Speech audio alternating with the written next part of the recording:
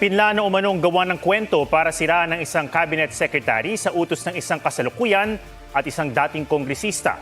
Ayon yan sa isa sa 5 babaeng ibinubugaw umano na nasagip ng NBI sa isang hotel sa Maynila nitong Martes. Sa eksklusibong panayam ng GMA News kay alias Jen, sinabi nitong kinausap sila ng kanilang manager para gawa ng kwento si Executive Secretary Ralph Recto kapalit ng 500,000 pesos. Palalabasin umano na binubuk sila ni Recto at pinagdodroga. Si Batangas 1st District Representative Leandro Leviste umano ang kausap ng manager para gumawa ng kwento.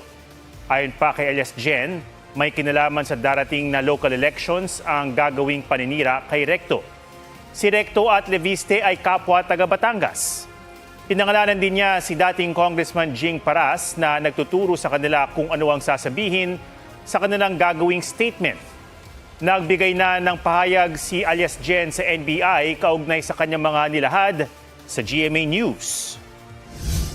Sabi niya, well, ang kailangan nilang sabihin is binubuk nila kayo, binubuk ka ni Senator, tapos magsisex kayo, tapos magte-take kayo ng drugs which is cocaine. And such the story, make it realistic kasi 500,000. Kausap niya daw is si Leviste. Leviste? Sinong Leviste? Congressman. Congressman. Tapos ang sisiraan daw namin is si Ralph Recto. Sa isang Facebook post, sinabi ni Leviste na wala siyang kinalaman sa tila pambababae ng isang mataas na opisyal ng gobyerno. Nang tanungin naman ng GMA News, sinabi ni Leviste na kunin muna ang komento ni Secretary Recto kaugnay ng issue. Ayon naman kay Recto, ipinauubay na niya sa NBI ang pag-iimbestiga.